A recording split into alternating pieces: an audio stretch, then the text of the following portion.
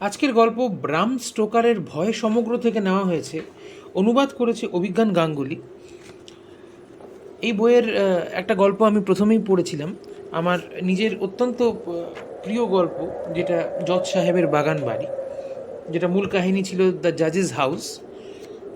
এইবার পরের গল্প আমাদের ড্রাকুলার অতিথি, যেটা নেওয়া হয়েছে মূল কাহিনী ড্রাকুলাস গেস্ট, এই গল্পটি থেকে।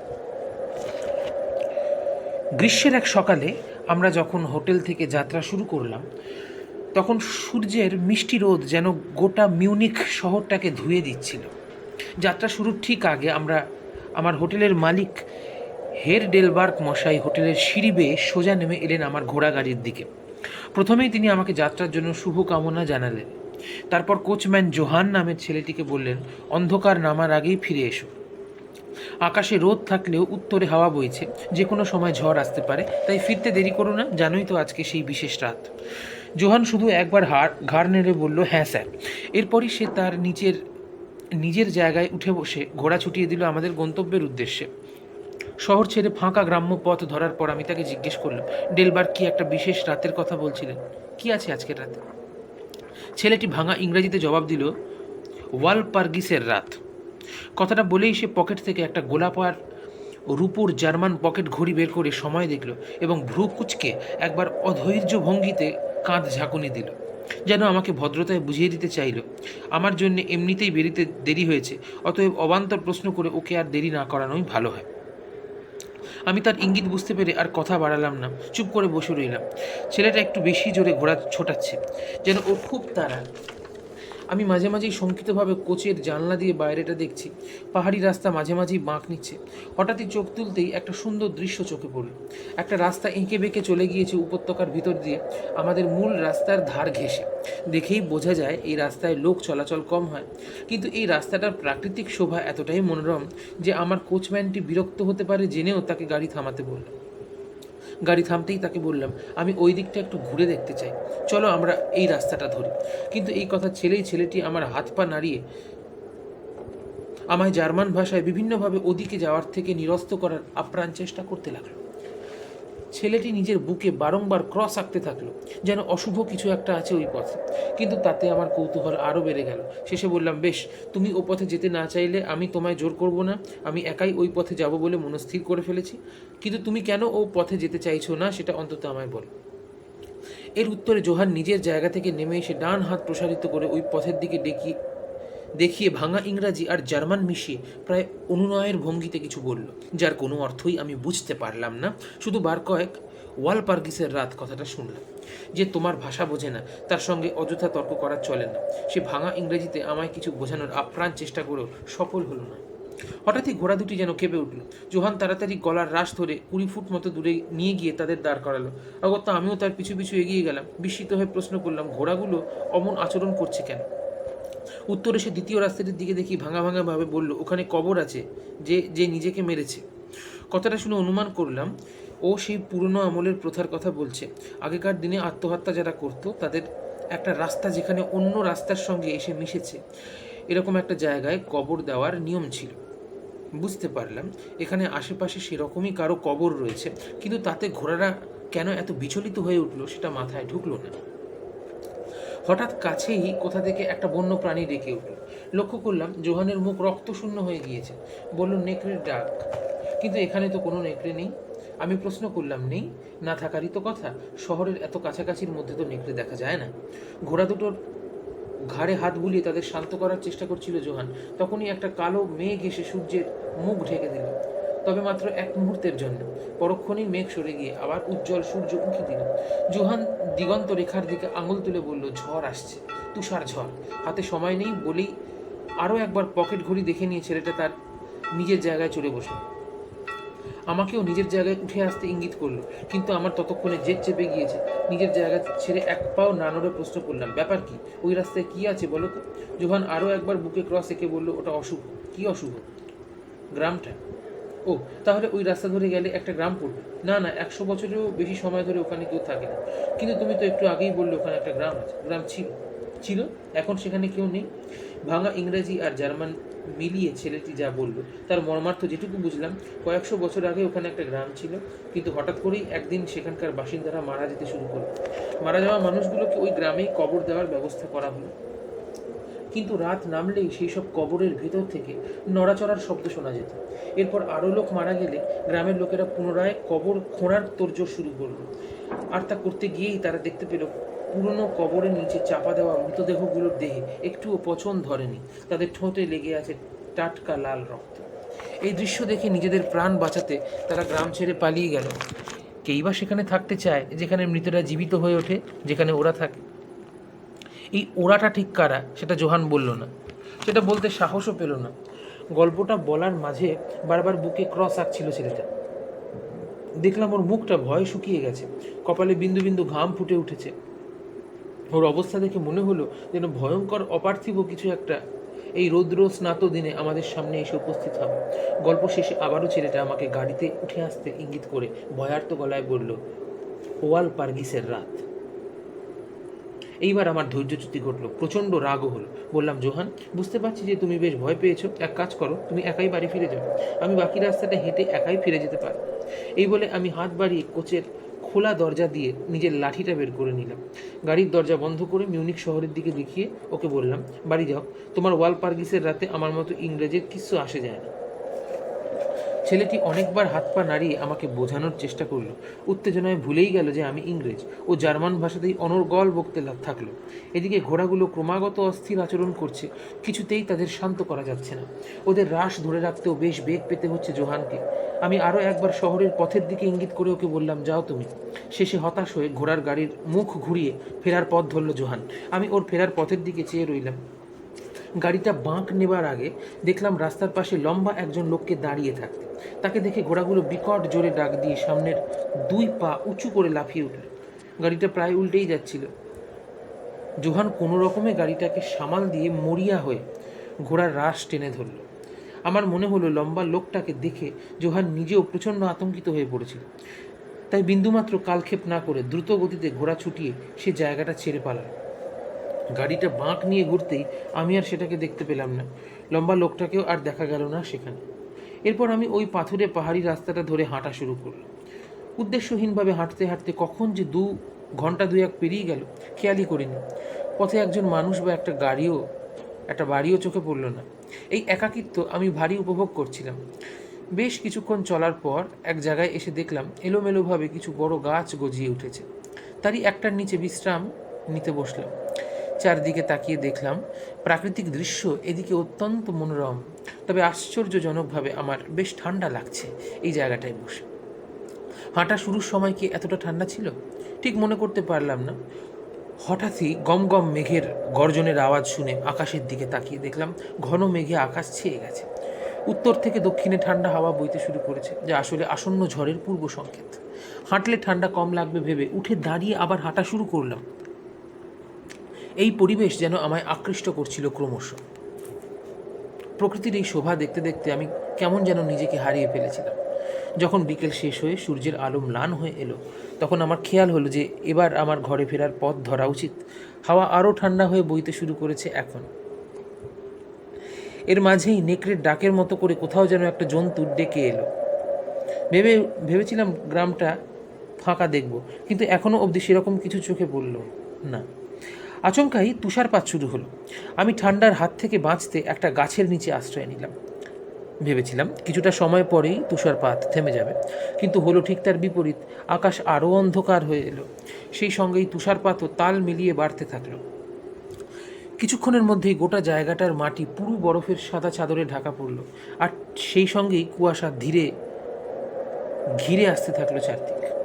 সমস্যা হলো, বরফে মাটি ঢেকে যাওয়ায় আমি আর হেঁটে আসা পাথরের পথটা খুঁজে পাচ্ছিলাম না।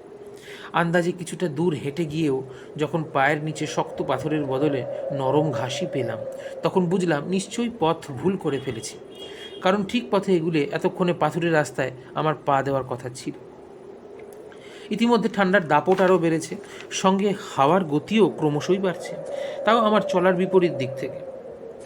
হাঁটতে গিয়ে পা পুরো বরফে ঢুকে যেতে শুরু করায় আমার হাঁটতে আরোই অসুবিধা হচ্ছিল। চোখ খোলা রাখাও মুশকিল হয়ে যাচ্ছিল ঝড় আর বরফের দাপটে। নিরুপায় হয়ে আমি আবার জঙ্গলে ঢুকে গাছের আড়ালেই আশ্রয় নিলাম। উপরে গাছের পাতায় পাতায় ঘষা লাগার শব্দে আমি ঝড়ের গতি টের পাচ্ছিলাম। যখনই ভাবছি ঝড় বুঝি এই একটু কমলো, অমনি পর মুহূর্তে বেড়ে যাচ্ছিল বাতাসের শব্দ। পাহাড়ে ধাক্কা খেয়ে ঝড়ের শোঁ শোঁ শব্দের প্রতিধ্বনি ভেসে আসছিল চারদিক থেকে। ধীরে ধীরে তুষারপাত থেমে আসতে লাগলো। একসময় সেটা বন্ধ হতেই মেঘের আড়াল থেকে চাঁদ বেরিয়ে এলো। চাঁদের হালকা জ্যোৎস্নায় আমি চারপাশটা দেখতে পাচ্ছিলাম। জঙ্গল থেকে বেরিয়ে এসে আমি একটা আশ্রয় খোঁজার চেষ্টা করলাম। অন্ধকারে অন্ধের মতো হাতড়াতে হাতড়াতে এগিয়ে চলতে লাগলাম। এক সময় হাতে শক্ত দেওয়ালের স্পর্শ পেলাম। ঠান্ডার মধ্যেই দেয়াল হাতড়ে আবিষ্কার করলাম একটা দরজা। ভালোভাবে হাতড়ে বুঝতে পারলাম জায়গাটা চতুষ্কোণ ঘর জাতীয় কিছু একটা হবে। আমি সেখানে দাঁড়িয়ে খেয়াল করলাম চারপাশ অসম্ভব রকমের নিস্তব্ধ। এতটাই নিস্তব্ধ যে আমি আমার বুকের ধুকপুকানির শব্দ শুনতে পেলাম। আর তখনই আবার মেঘ সরে গিয়ে এক ঝলক চাঁদের আলো এসে পড়ল। চাঁদের আলোয় দেখলাম আমি একটা প্রাচীন কবরখানার মধ্যে এসে দাঁড়িয়ে আছি। চারিদিকে ছড়িয়ে ছিটিয়ে দাঁড়িয়ে আছে অনেকগুলো পুরনো স্মৃতিফলক। আমার সামনের জিনিসটা আর কিছুই নয়, একটা বড় শীত মর্মরের তৈরি সমাধি। বাতাসে ভর করে কোথা থেকে যেন অনেকগুলো কুকুর বা নেকড়ের সমবেত চিৎকার ভেসে আসছে। আমি কেমন যেন মহাবিষ্টের মতো সমাধি গৃহের সামনের দিকে এগোতে থাকলাম। দেখলাম সেটা দরজার গায়ে পাথর খোদাই করে জার্মান ভাষায় লেখা আছে, কাউন্টেস ডলিজেন অফ গ্রাটস, 1801। সে খুঁজছে এবং মৃত্যুকে পেয়েছে। একটা ব্যাপার দেখে অবাক হলাম, সমাধির উপর যেন মার্বেল ভেদ করে একটা বিশাল লোহার গজাল গেঁথে দেওয়া হয়েছে। লোহার গজালটার অন্যদিকে এসে দেখলাম তাতে জার্মান ভাষায় যে বাক্যটি লেখা আছে তার মানে দাঁড়ায়, মৃতেরা দ্রুতগামী হয়। কথাটা এতটাই অদ্ভুত যে এর মাথামুন্ডু কিছুই আমি বুঝে উঠতে পারলাম না। কিন্তু লেখাটা পড়ে কেন জানি না শিউরে উঠলাম। এই প্রথমবার মনে হলো যে জোহান ছেলেটার কথা না শুনে ভুল করে ফেলেছি। পর মুহূর্তে তার বলা একটা কথা মনে পড়তে আমি আরও একবার চমকে উঠলাম। আজকে ওয়ালপার্গিসের রাত। প্রাচীন লোককথা অনুযায়ী লক্ষ লক্ষ মানুষ বিশ্বাস করে যে আজকের এই বিশেষ তিথির রাতে শয়তান পৃথিবীতে বিচরণ করতে আসে। কবরে ঘুমিয়ে থাকা মৃতেরা জেগে ওঠে এবং উঠে আসে তাদের কবর ছেড়ে। পৃথিবীর যা কিছু অশুভ, আজকে তাদের রাত। বুঝতে বাকি রইল না ড্রাইভার ছেলেটি যে অশুভ জায়গার কথা ভেবে ভয় পাচ্ছিল, আমি এখন ঠিক সেখানেই দাঁড়িয়ে আছি। এখানেই তার মৃতদেহ রাখা রয়েছে যে আত্মহত্যা করেছিল। এবং আজকের এই অন্ধকার হিমশীতল ঝড়ের অশুভ রাতে এখানে আমি দাঁড়িয়ে আছি সম্পূর্ণ একা। দূর প্রান্তরে একজনও জীবিত মানুষ নেই। এই মুহূর্তে আমার আধুনিক শিক্ষা, ধর্মবিশ্বাস, সাহস সব যেন একে একে ভেঙে পড়ছে। মনের মধ্যে যা দ্রুত ছড়িয়ে পড়ছে সেটা মানুষের প্রাচীনতম অনুভূতি, ভয়। তখনই যেন প্রকৃতি ক্রুদ্ধ রোষে আছড়ে পড়ল আমার উপর। প্রবল তুষার ঝড় শুরু হলো আকাশ বাতাস কাঁপিয়ে। ঝড়ের দাপটে মনে হলো পায়ের নিচের মাটি বারবার কেঁপে উঠছে, যেন কয়েকশো ঘোড়া একসঙ্গে ছুটে চলেছে মাটির উপর দিয়ে। আগাছার মতো বড় বড় গাছ উপড়ে ভেঙে পড়তে লাগলো আমার আশেপাশে। আমি প্রথমে গাছের নিচে আশ্রয় নিতে গেলাম, কিন্তু এই প্রবল তুষার ঝড় থেকে আমায় এই গাছ রক্ষা করতে পারবে না। বুঝলাম প্রাণে বাঁচতে গেলে একমাত্র উপায় ওই শক্ত পাথরের বড় সমাধিটা। আমি ছুটে গিয়ে ওই সমাধি কক্ষের বিশাল ব্রোঞ্জের গেটটার কাছে গিয়ে দাঁড়ালাম, নিজেকে ঝড় থেকে কিছুটা হলেও আড়াল করার জন্য। গেটে হেলান দিতেই সেটা ভেতর থেকে কিছুটা ফাঁক হয়ে গেল। বুঝলাম গেটটা খোলা রয়েছে। এই ঝড় আর এই ঠান্ডায় বেশিক্ষণ থাকলে আমি নির্ঘাত মারা যাব। এই দুর্যোগের চেয়ে ওই অন্ধকার প্রাচীন সমাধি কক্ষটাও আমার ভালো মনে হলো। আমি কিছুটা ভেতরের দিকে ঢুকে এলাম। নিকষ অন্ধকারে ভেতরের কোনো কিছু দেখা যাচ্ছিল না। ঠিক সেই মুহূর্তে আকাশের বুক চিরে বিদ্যুৎ চমকালো, আর ওই এক মুহূর্তের সাদা আলোর তীক্ষ্ণ ঝলকানিতে সমাধিকক্ষের ভেতর আমি একটা দৃশ্য দেখতে পেলাম। একটি সুন্দরী মেয়ে শুয়ে আছে সেখানে। রক্তাভ ভরাট গাল, লাল ঠোঁট, গভীর ঘুমে যেন ডুবে আছে সে। একবার ডাকলেই জেগে উঠবে। বিস্ময়ের ঘোর কাটিয়ে ওঠার সুযোগ পেলাম না, কারণ তার পর মুহূর্তেই সমাধিকক্ষের উপর প্রচণ্ড জোরে বজ্রপাত হলো। লোহার বড় গজালটায় আকৃষ্ট হয়ে বাজ নেমে এসেছে। চারদিক কাঁপিয়ে বাজ পড়ল ঠিক বড় গজালটার উপর। আমি সেই দাপটে ছিটকে বাইরে এসে পড়লাম সমাধিকক্ষ থেকে। মনে হলো এক শক্তিশালী দানব যেন আমায় ঠেলে সমাধিগৃহ থেকে বের করে প্রবল ঝড়ের মধ্যে এনে ফেলল। সেই মুহূর্তে মনে হলো আমি একা নই, আমার চারপাশে প্রচণ্ড অশুভ কিছু একটা আছে। আতঙ্ক কাটিয়ে ওঠার সুযোগ পেলাম না, তার আগেই আরও একটা ভয়ঙ্কর দৃশ্য চাক্ষুষ করলাম। লোহার গজালে বাজ পড়ে সমাধির ছাদের মার্বেল খণ্ড বিখণ্ড হয়ে গেছে, আর বজ্রপাতের ফলে সেই গজালের অপর প্রান্তে থেকে গেঁথে থাকা মৃতদেহ আগুন লেগে গিয়েছে। এক মুহূর্তের জন্যে মৃত মহিলাটি জেগে উঠল। আগুনের লেলিহান শিখার কবলে যন্ত্রণায় তীব্র আর্তনাদ করে উঠল সেই মেয়েটির মৃতদেহ। কি ভয়ানক সেই অপার্থিব চিৎকার! আমার হৃদয়ের সব রক্ত যেন আতঙ্কে জমে হিম হয়ে গেল। অচেতন হয়ে ঢলে পড়ার আগের মুহূর্তে আমার মনে হলো দৈত্যাকার কেউ প্রবল বলে আমায় টেনে নিয়ে যাচ্ছে সেখান থেকে দূরে। কানে ভেসে এলো এক পাল নেকড়ের রক্তহীন করা সমবেত ডাক। জ্ঞান যখন ফিরল তখন প্রথমে কিছু মনে করতে পারলাম না। গায়ে হাতে পায়ে প্রচণ্ড ব্যথা অনুভব করলাম, কিছুতেই নড়তে পারছিলাম না। পিঠ ও মাথা জুড়ে ঠান্ডা হিমেল অনুভূতি হলো, কিন্তু বুকের কাছে একটা উষ্ণ কিছুর ছোঁয়া পেলাম। বুকের উপর ভারী কিছু একটা চেপে থাকায় শ্বাস নিতে কষ্ট হচ্ছিল।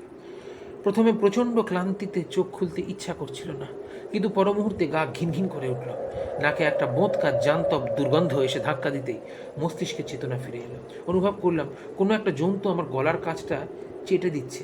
ইন্দ্রিয় বলছিল চোখ না খুলে চুপ করে শুয়ে থাকতে, কিন্তু সামান্য মাথা তুলে চোখ খুলতেই দেখতে পেলাম দুটি অঙ্গারের মতো জ্বলন্ত চোখ আমার দিকে তাকিয়ে আছে। একটি বিশালাকায় নেকড়ে আমার বুকের উপর দাঁড়িয়ে আছে। সে তার বিশ্রী ধারালো দাঁতের সারি বের করে আমার দিকে তাকিয়ে আছে। তার লাল মুখ আর জিভ বেয়ে লালা ঝরে পড়ছে। নরকের থেকে উঠে আসা জানোয়ারটার দুর্গন্ধময় গরম নিঃশ্বাস ঠিক আমার মুখের উপর এসে পড়ছে। কিছুক্ষণের জন্যে বোধহয় আমার সংজ্ঞা হারিয়েছিলাম। জ্ঞান হারাবার আগে একটা জান্তব গোঙানি আর একজন মানুষের কণ্ঠস্বর শুনলাম, শুধু হ্যালো হ্যালো। মাথা তুলে কিছু দেখতে পেলাম না প্রথমে, কিন্তু একটা এগিয়ে আসছে। নেকড়েটা তখনও ছিল, তবে কেউ বা কারা এগিয়ে আসতে সেটা আমার বুকের উপর দিয়ে হেঁটে কবরখানার দিকে চলে গেল। এইবার দেখতে পেলাম একদল ঘোর সবার এগিয়ে আসছে আমার দিকে। প্রথম লোকটার পোশাক দেখে বুঝলাম এরা সৈনিক। লোকটা হাতের বন্দুকটা তুলে ধরে গুলি চালালো নেকড়েটাকে লক্ষ্য করে, কিন্তু নেকড়েটাকে গুলিটা স্পর্শ করলো না। নেকড়েটা বরফ ঢাকা গাছের সারির মাঝে হারিয়ে গেল। আমি নড়ে বা ডেকে সৈনিকদের দৃষ্টি আকর্ষণ করার চেষ্টা করলাম। 2-3 জন ঘোড়া থেকে নেমে এলো বুঝলাম। একজন এগিয়ে এসে আমায় ডেকে বলল, সুখবর কমরেডস, লোকটা এখনও বেঁচে। গলায় কিছুটা ব্র্যান্ডি ঢেলে দেওয়ায় কিছুটা সুস্থ হলাম। চোখ খুলে চারপাশে আলো আঁধারির মধ্যে সৈনিকদের চলাফেরা আর কথা বলার শব্দ শুনতে পেলাম অস্পষ্টভাবে। কিছুক্ষণ বাদেই আরও একদল লোক এলো। সৈনিকদের উদ্দেশ্যে জিজ্ঞেস করলো, খুঁজে পেয়েছো ওকে? আরও একজন বলল, না না, এই জায়গায় আর কথা নয়, রাতের বেলা এখানে এক মুহূর্ত থাকা ঠিক হবে না। কি হয়েছে কি হয়েছে? অনেকেই প্রশ্ন করছিল, কিন্তু সকলেই কেমন যেন ফিসফিস করে কথা বলছে, যেন ভয় পাচ্ছে সকলেই অজানা কোনো কিছুকে। একটা নেকড়েও ছিল, কিন্তু ওটা নেকড়ে নয়। আরও একজন বলল, পবিত্র বুলেট ছাড়া সাধারণ বুলেট দিয়ে ওটাকে মারা যাবে না, বেকার খুঁজে আর লাভ নেই। সমাধির ভাঙা মার্বেলের দেয়ালে চাপ চাপ রক্ত লেগে আছে, এগুলো তো আর বাজ পড়ে হয়নি। লোকটা ঠিক আছে? গলাটা দেখো তো, শয়তানটা কামড় বসায়নি তো? একজন সৈনিক আমার গলা পরীক্ষা করে বলল, না, দাঁত বসায়নি, তবে ওই নেকড়েটার জন্যই লোকটাকে খুঁজে পেলাম। ওটার পিছু নিয়েই তো এখান অবধি আসতে পারলাম। ভাই সব, চলো, এই অশুভ জায়গায় আর এক মুহূর্তও নয়। একজন সৈনিক আমায় সোজা করে বসালো এবং তারপর দুজন মিলে ধরাধরি করে আমায় একটা ঘোড়ার পিঠে তুলল। আমি কথা বলতে পারলাম না, ক্লান্তিতে ঘুমে ঢলে পড়লাম। এরপর যখন জ্ঞান ফিরল, মনে আছে আমি দুজন সৈনিকের কাঁধে ভর দিয়ে দাঁড়িয়ে আছি। ভোর হয়ে এসেছে, সূর্যের লাল আলো রক্তের মতো সারা বরফের উপর ছড়িয়ে পড়েছে। সৈনিকটা নিজেদের মধ্যে বলাবলি করছে যে কিভাবে অচেতন অবস্থায় আমাকে পাহারা দিচ্ছিল একটা বড় কুকুর। একজন বলল, ধুর, ওটা কুকুর নয়, ওটা নেকড়ে ছিল। না না, ওটা কুকুরই ছিল। কুকুর কি এরকম কিছু করতে পারে? লোকটার গলার অবস্থা দেখো। কথাটা কানে যেতেই আমি গলায় হাত দিলাম। যন্ত্রণায় মুখ থেকে অস্ফুট চিৎকার বেরিয়ে এলো। একজন যুবক সৈনিক বলল, লোকজনকে বলো ওই কুকুরটা ছিল, যা দেখেছি সেটা বললে লোকে আমাদের পাগল বলে হাসবে। মিউনিখে আমায় নিয়ে সৈনিকেরা আমার হোটেলে পৌঁছতে হোটেল মালিক ডেলবার্গ ছুটে এলেন নিচে। আমাকে আমার ঘরে নিয়ে গেলেন। সৈনিকটা চলে যাচ্ছিল, কিন্তু আমি তাদের আমার ঘরে আমন্ত্রণ করলাম ধন্যবাদ জানাতে। তারা এক গ্লাস করে ওয়াইন গলাধকরণ করে আমায় স্যালুট জানিয়ে বিদায় নিল। এরপর আমি ধন্যবাদ জানালাম হের ডেলবার্গকে, কারণ তিনি সঠিক সময় আমায় খুঁজতে সৈন্যদল পাঠিয়েছেন। হঠাৎ মাথায় প্রশ্ন আসায় জিজ্ঞেস করলাম, কিন্তু হের ডেলবার্গ, আপনি কিভাবে জানলেন আমি হারিয়ে গিয়েছি? ঘোড়ার গাড়ি ফাঁকা অবস্থায় ফিরে এলো। জোহান জানালো একটা ঘোড়াও ভেগেছে, কিন্তু একটা দেখে ভয় পেয়ে। তবুও আমি যে বিপদে পড়েছি তা কিভাবে জানলেন? আর কিভাবে সৈনিকদের খবর পাঠালেন? ও না, আমি বুঝিনি। ঘোড়ার গাড়ি ফিরে আসার আগেই আপনার নিমন্ত্রণ কর্তার, মানে এখান থেকে আপনার ট্রান্সিলভানিয়ার যার কাছে যাওয়ার কথা, সেই লোকের কাছে টেলিগ্রাম পাই, এই দেখুন। এই যে পকেট থেকে একটা চিরকুট বের করে আমার দিকে এগিয়ে দিলেন, দেখলাম তাতে লেখা, আমার অতিথির সুরক্ষা আমার কাছে অত্যন্ত গুরুত্বপূর্ণ। তার কিছু হলে বা তিনি নিখোঁজ হলে তাকে খুঁজে বের করার যথাযথ ব্যবস্থা আপনি নেবেন। উনি ইংরেজ তরুণ, অ্যাডভেঞ্চারের নেশায় বিপদে পড়তে পারেন। রাত্রে তুষারপাত ও নেকড়ের আক্রমণের আশঙ্কা থাকে। তার ক্ষতির কোনো আশঙ্কা অনুভব করলে এক মুহূর্ত সময় নষ্ট করবেন না। ওকে অক্ষত অবস্থায় আমার কাছে পৌঁছে দিলে আপনি পুরস্কৃত হবেন। ইতি ড্রাকুলা। চিঠিটা পড়ে আমার মাথা ঘুরে গেল। হোটেল মালিক সঙ্গে সঙ্গে আমায় ধরে না নিয়ে পড়লে যেতাম। গোটা ব্যাপারটায় ব্যাখ্যাতীত একটা দিক আছে, যেন কোনো ইন্দ্রিয়াতীত শক্তি আমায় পরিচালিত করছে। সুদূর ট্রান্সিলভানিয়ায় বসে এই লোকটা কিভাবে জানতে পারলো যে আমার বিপদ হতে চলেছে? কোনো অলৌকিক শক্তি কি আমায় রক্ষা করছে? কিন্তু কেন? কী তার উদ্দেশ্য? নিশ্চয়ই আমাকে তুষারপাত ও নেকড়ের কবল থেকে বাঁচিয়ে জীবিত রাখার কোনো গুরু উদ্দেশ্য আছে।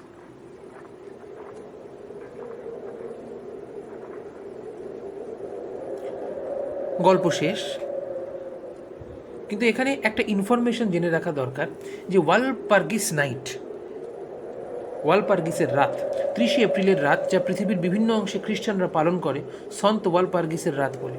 এই দিনে 710 খ্রিস্টাব্দে লেডি ওয়ালপার্গিসকে মরণোত্তর সন্ত উপাধিতে ভূষিত করা হয়েছিল। ইংলিশ ও জার্মান লোককথা অনুযায়ী এই রাতে অশুভ শক্তিরা পৃথিবীর বুকে বিচরণ করে উঠে আসে, ডাকিনীরা জমায়েত করে। 1914 সালে Dracula's guest and other weird stories বইতে এই কাহিনী প্রথম প্রকাশিত হয়েছিল। অনেকেই মনে করেন এটি 1897-এ প্রকাশিত ড্রাকুলা উপন্যাসের প্রথম অধ্যায় হিসেবে লেখা, যা সম্পাদক বই থেকে বাদ দিয়ে দেন। কাহিনীতে কথকের নামের উল্লেখ না থাকলেও বোঝা যায় তিনি জোনাথন হার্কার, এবং নিজের কোনো ভয়ানক স্বার্থসিদ্ধির উদ্দেশ্যে ড্রাকুলা তাকে এ যাত্রা রক্ষা করেছিল, এবং কেন তার উত্তর ড্রাকুলার সকল পাঠক মাত্রই জানেন আশা করি।